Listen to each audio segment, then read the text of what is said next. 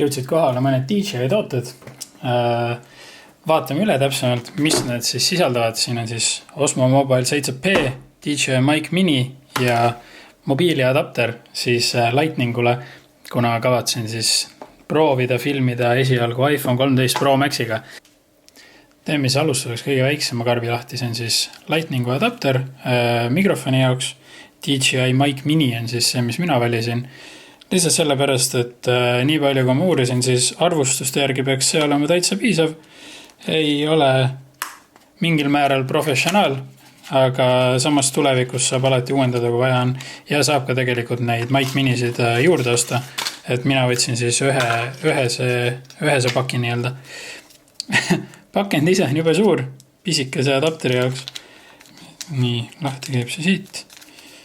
No ja selle põhimõte ongi siis see, et sa ühendad selle telefoni, saate siis ilusti kohe siia külge ühendada ja selle nii-öelda mikrofoni enda receiveri siis. Ja siis ta annab ühenduse edasi otse telefoni, kõik selle helisisendi.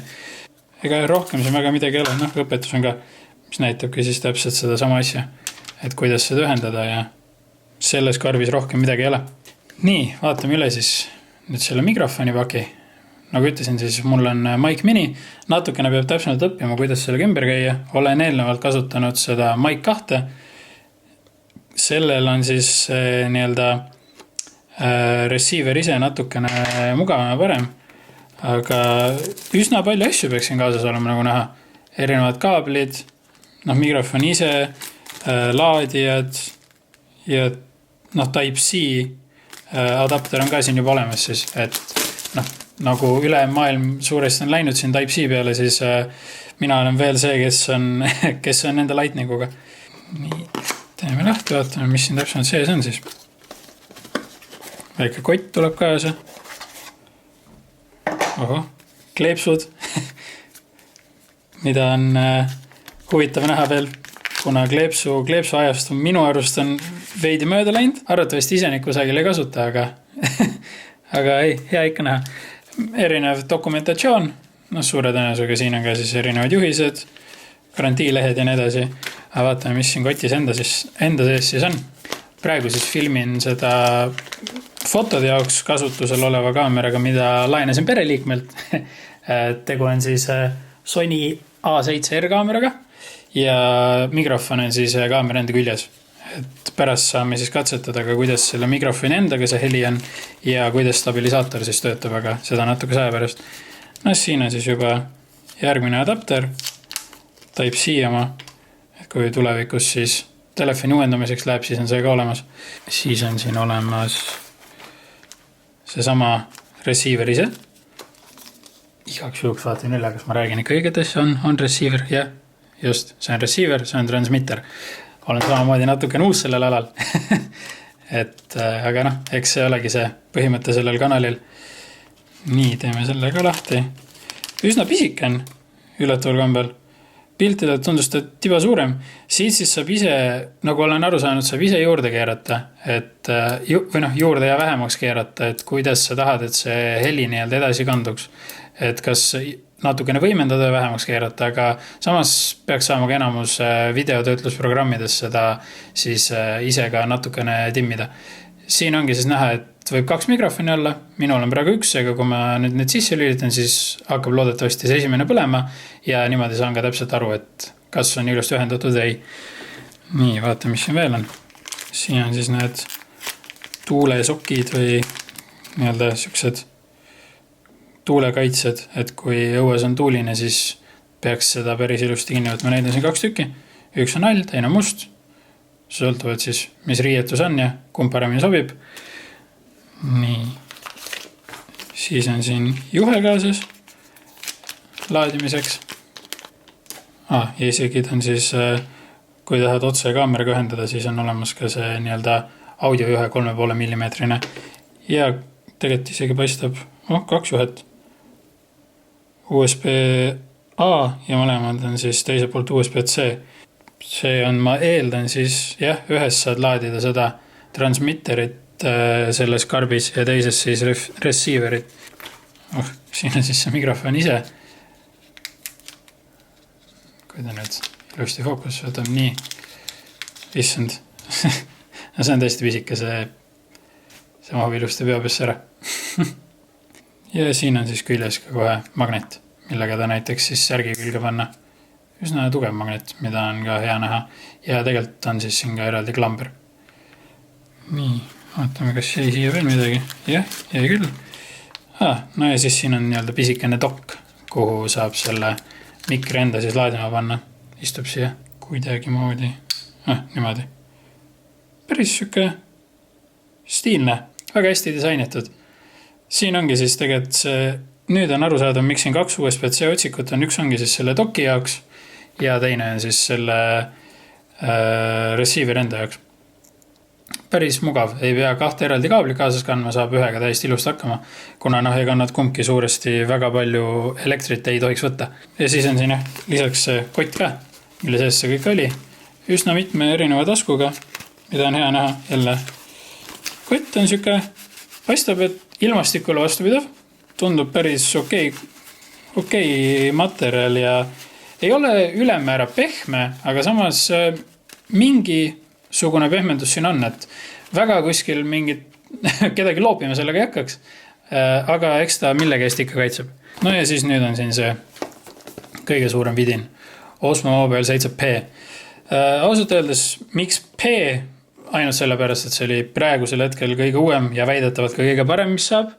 Ja mõtlesin, et kui juba, siis juba, et ega siin see hinnavahe vist 7 endaga oli mingi 60 €, aga samas kõik arvustused, mis internetis olid, need olid ikkagi päris head. Et eks saab omal käel järele katsetada. Nii, võtame siit kõik need asjad välja. Mis siin vähegi kaasas on? Siin on jälle siis pisikene niiskuspakike. Mis meil siin on? Siin on siis paistab erinevad juhtmed asjad jälle. Nii, siin on meil siis Type-C ja Type-C kaabel. Seda saab siis hiljem vaadata, mille jaoks. Vähe pikem Type-C ja Type-C kaabel. Ja siis on siin olemas ka veel 2 vidinat. Nii, vaatame, mis see pisem endast siin kujutab. See on siis, nii palju kui aru sain, ta on siis eraldi valgus. Siin on ka siis valgustuse ja siis sisse lülitus enda nupud. Ja seda saab ka laadida.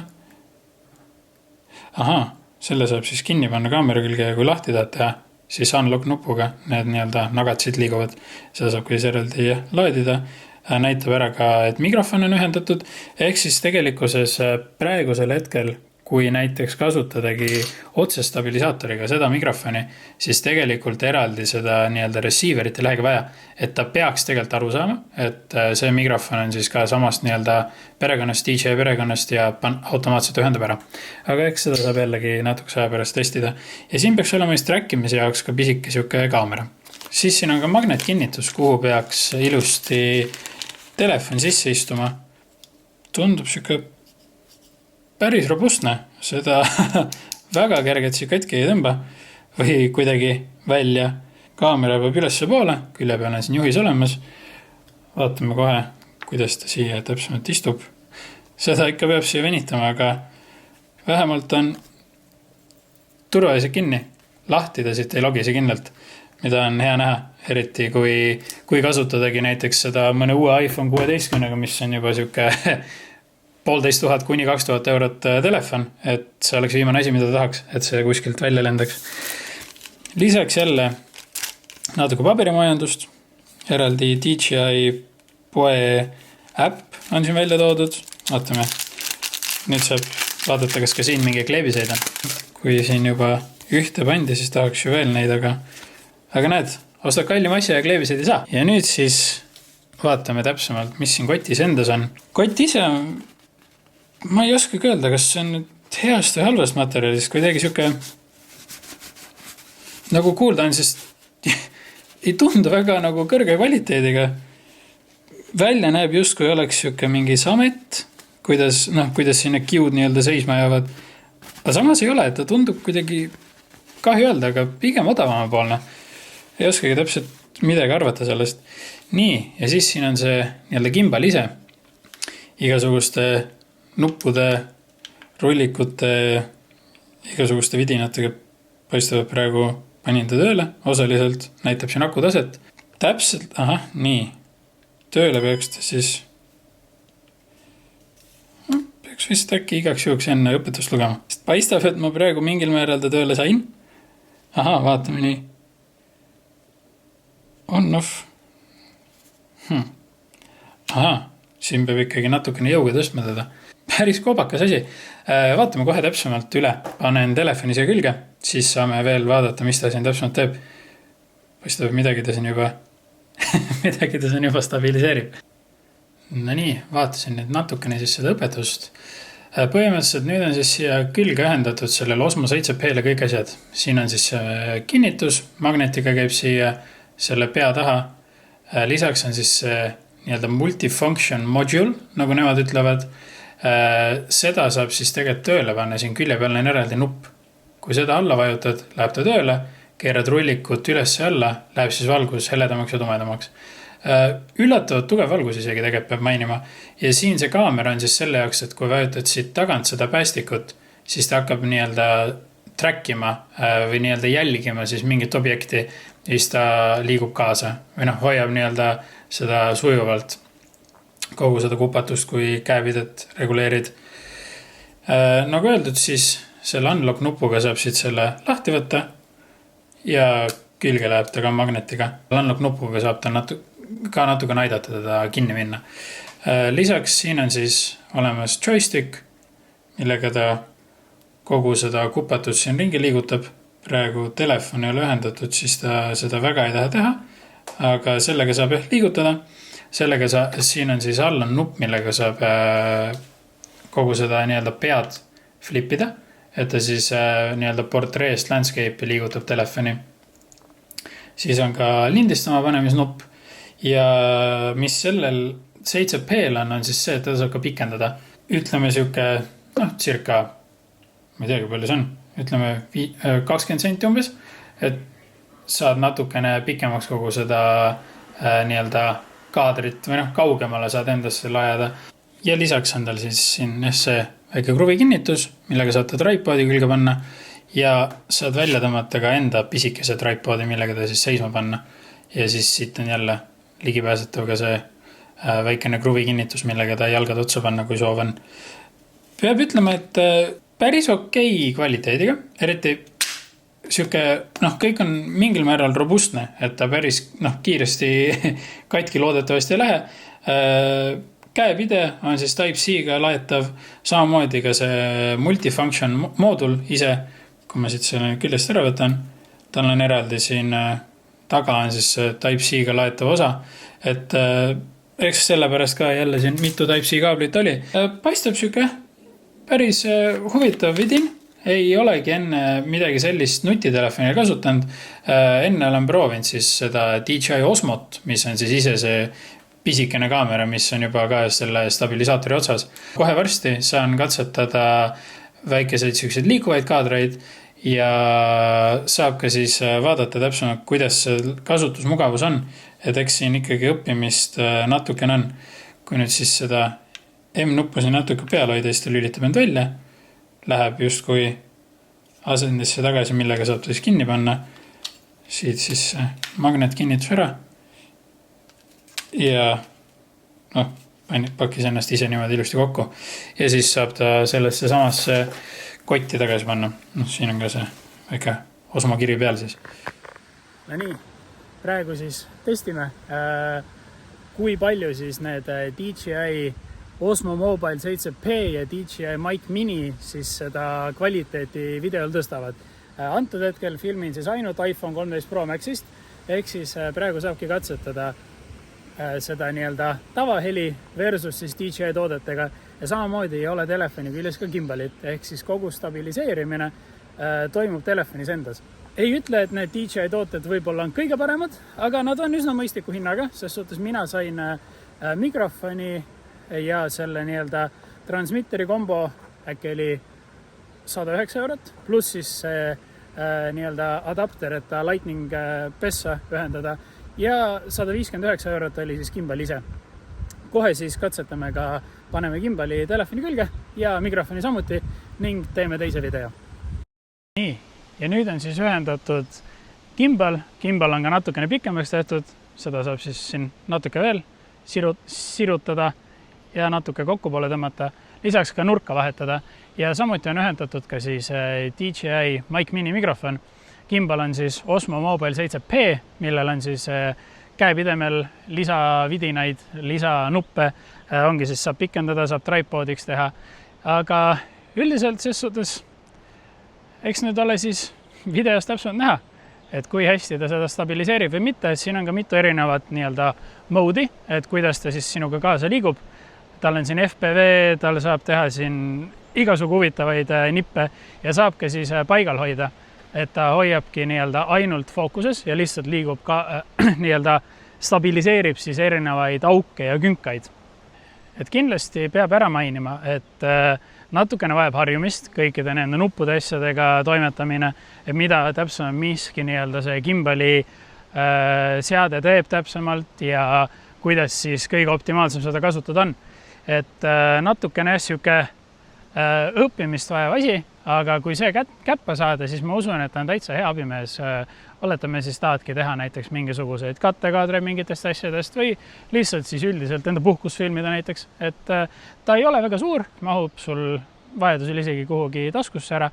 Võrdlemisi mitte odav, aga mõistliku hinnaga lisavidin, mida siis kasutada. Et see mikrofon, see on siuke asi, mis on juba võib-olla natukene rohkem siuke nišitoode, et kuskil puhkusel võib-olla seda vaja ei lähe, aga ma usun, et tegelikult kui oledki näiteks selline, kes tahab ka vabal ajal lihtsalt videoid teha enda vaatamiseks või ka on väike YouTube'i kanal või võib-olla miks mitte isegi suurem YouTube'i kanal, siis ma usun, et see mikrofon on täitsa hea lahendus, sest et ta võtab ikkagi seda heli oluliselt puhtamalt. Et nende stabilisaatoritega on jah see, et tänapäeval telefonid ise stabiliseerib ka päris hästi, nagu siit videost juba näeb. Aga oletame, kui näiteks ongi siuke mingi, proovime mitte jooksukaadrit, et siis ta hoiab ikkagi telefoni suhteliselt koha peal ja samamoodi ka hüppamised, et ta hoiab ka telefoni päris hästi, et tavalises olukorras võid enda telefoniga katsetada, ta ikkagi vibreerib ja põrkab päris palju. Siit siis siuke väikene esimene tehnikavideo, siuke tutvustusvideo, et täpsemalt, mis need DJI tooted endast kujutavad. Loodetavasti meeldis. Kui meeldis, kindlasti jäta märge maha. Siuke kriitika on ka oodatud, mida võiks paremini, mida saaks natukene muuta ja kindlasti soovitused, et mis järgmiseks. Võib-olla mingid ettevõtted, tooted, sõidukid, nii-öelda tehnikavidinad, mida siis katsetada, proovida. Et kindlasti jäta märk maha ja näeme juba järgmises videos.